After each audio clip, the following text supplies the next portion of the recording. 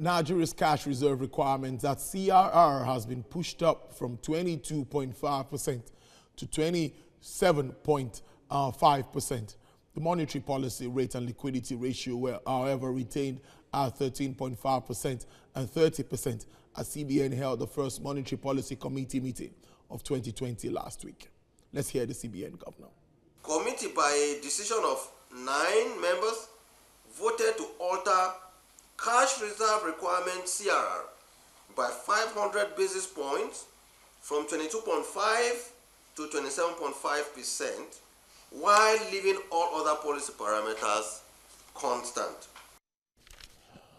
I have a senior economist now with SPM Professionals, Paul Alaje. He joins me live from our Abuja studio to talk more on this. Paul, it's great to have you join us in the studio. First, let me ask you, when the CBN governor reeled out a resolution after that meeting saying CRR was pushed up from 22.5 to 27.5, how did it come to you? Well, it came to me as a surprise because I wasn't expecting CRR to change. Now that we have a lot of volatility in the system, we have a lot of things we're not so certain and so sure of.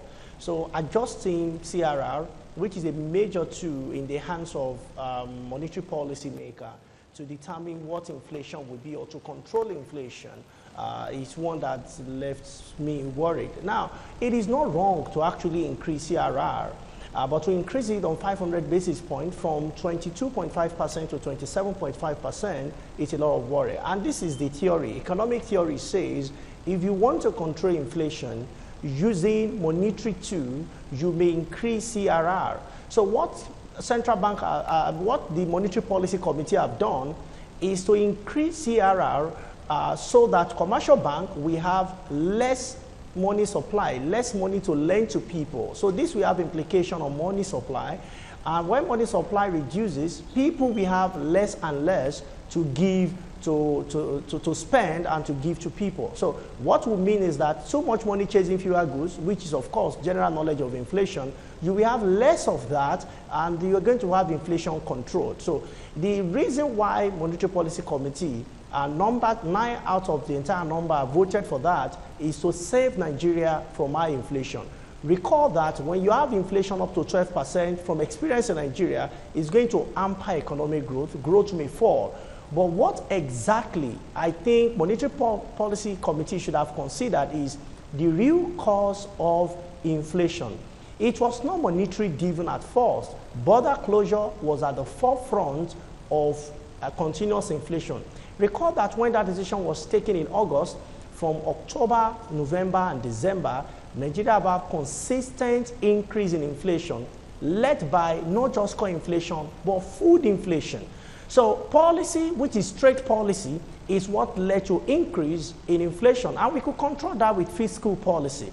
How much is government spending back on the economy in order for people to be empowered to produce what we don't have or what is coming from other countries?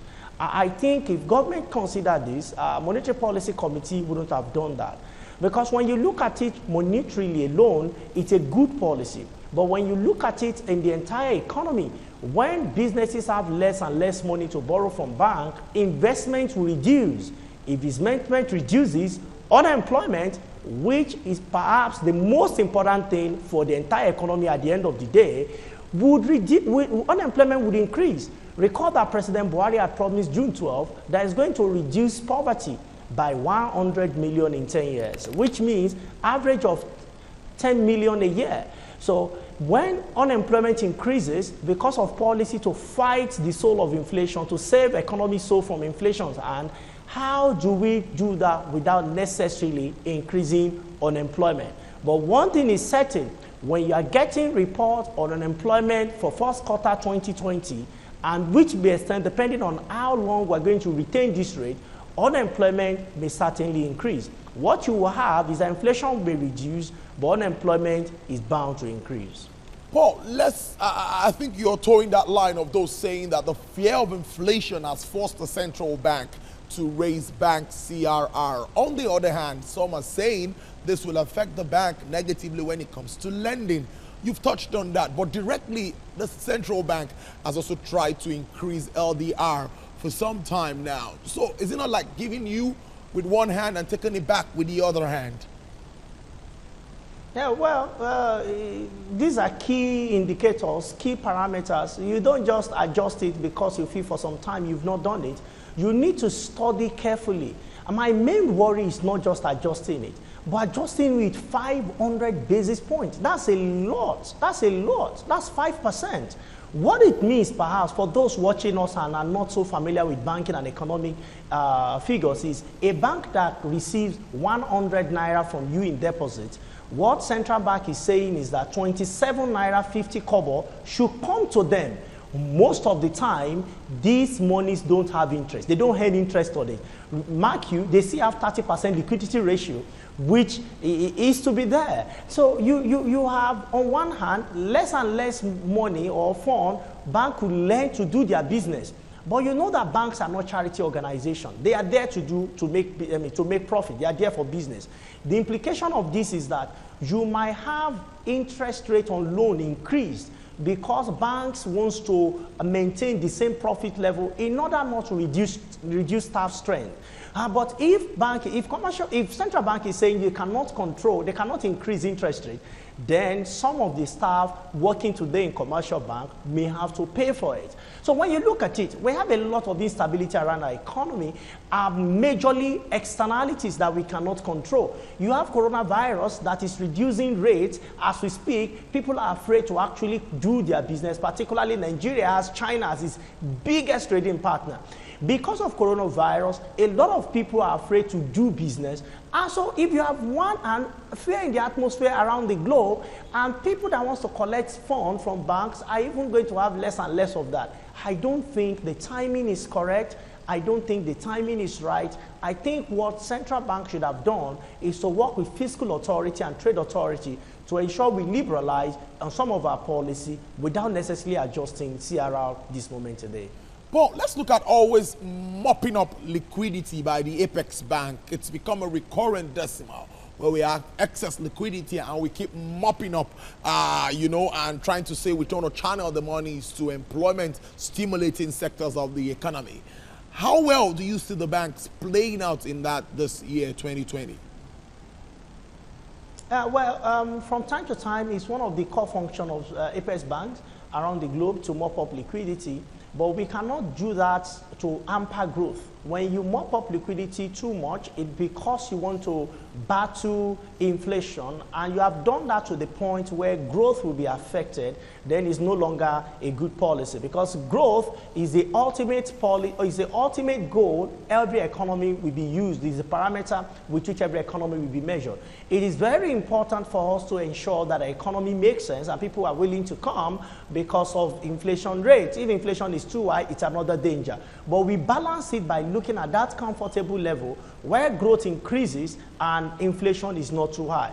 Watch this. We have growth rate, that's GDP growth rate of approximately 2.1%, and population growth rate of about 2.6, 2.75%, depending on the figures we want to use. So making policy to further mop up cash to control inflation is good. It is necessary, but it is not sufficient. It is not sufficient because 500 basis points will not just affect unemployment, it will even affect growth in the long run. Now, let's now go back to the banks themselves. I've spoken to analysts on this issue, and they're saying the banks really have to tighten their belts if they're going to be able to maneuver at this time. Now, tell me, what should commercial banks do at this time to be able to be at par or to synergize with whatever the central bank intends to do to stabilize the economy, maintain price stability, which is their primary function? The options are very limited, if you ask me, very limited option. The first option will be to increase the interest rate on lending if they still want to lend the same amount to people and they want to keep their profit level. So they will increase interest rate. Interest rate increase, we have implication on employment because small businesses may not be able to afford that. The second option will be to reduce lending and keep the same level of interest. To do that, it will also affect, it will hamper employment rates. The two options. The third option is to do nothing. Doing nothing will not save bank at all. It will take tough time. This is a period where tough time, banks will have to make tough decisions. And this tough decision will not just be a repercussion only commercial banks will be faced with. It's a decision every business person, every employee, particularly in private sector, will face.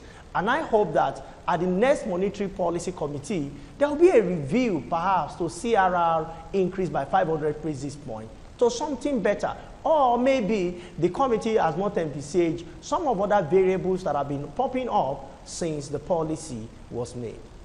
Indeed, I also heard about, someone told me about that, looking at a review, but that depends on the Monetary Policy Committee. They have that decision to make. And before I let you go, investment inflows into the country is something that is very important at this time. And many are talking about the Transparency Initiative report that says Nigeria's on the high side when it comes to corruption. A lot of reactions have trailed this development. How do you see this affecting business growth in 2020? Yeah, the report in 2020 is devastating, it's worrisome. You see a lot of energy that local government, when I say local government, Nigerian government is putting in place to fight corruption. Of course, I have my worries with some of the policies because I believe electronic method would have helped better than using manual method and correctional method, which government seems to favor right now. But, you know, by and large, I strongly believe that the government of Nigeria will consider the report and see why Transparency International has rated Nigeria lower. I don't think it's biased, and I just think there are other things we need to adjust. This will affect investment, certainly. It will affect investment because some investors will want a country where they see or they perceive that it is less corrupt than a country that is perceived to be more corrupt. And I hope that in the coming period, authorities will do the needful in that regard, knowing fully well that Nigeria National Bureau of Statistics has just reported, I think around November, that investment to Nigeria is shrinking, particularly foreign direct investment into the country. So I hope that in the coming period, authorities will do something and perhaps adopt electronic method of fighting corruption, because most corruption right now have electronic implication, and we can curb it or fight back, not just by arrest, which is a method, but perhaps nipping it on the ball by using electronic method to fight some of these corrupt individuals. Paul, before I let you go, some people, even local investors, want to spend their monies. They want to put their monies where they can make some profit. Treasury bills not looking attractive. Where do you think we're Nigerians, where do you think they should put their monies at this time? Well, there are a lot of places to put money. Obviously, the debt market is not looking so attractive. The stock jumped at a time. I think late last year, earlier this year, there was a major surge on the stock. That is not what we are seeing right now. But the real sector still remains very viable. There is a lot of opportunity in energy to invest money in Nigeria. There is a lot of opportunity in different sectors. The time I have will not permit me to astray where you should put your money, but maybe I should just give you an example. For me, and the people I've advised before, is to put your money where the problem is. I'll give you an instance. Nigeria have more than 60 million pupils in primary, secondary school.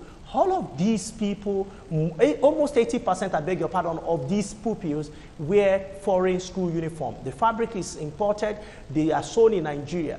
If money is pumped into textile industry with the support of government to do the needful, what we are doing to rice now, we may be able to clothe at least 30 million pupils in Nigeria. Wow. That will guarantee 1 million jobs President Buhari has promised. That may even increase to 10 million as the case may be. That will take almost 10 million people out of poverty.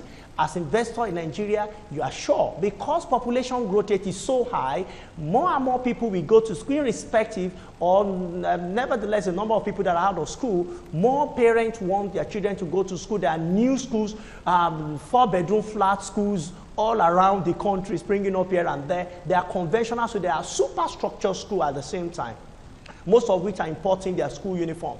If you invest money in this regard, I can assure you that if you do it rightly and you have right advice, right structure, and right system, you will always clean out, irrespective of what dollar to naira is saying. Paul, that's a very good one. And when someone clicks on that idea, I'll send my details so I can get my own commission for actually making this free for you to say it on air. Thank you, Paul. It's always nice talking to you. It's nice to see you from Abuja.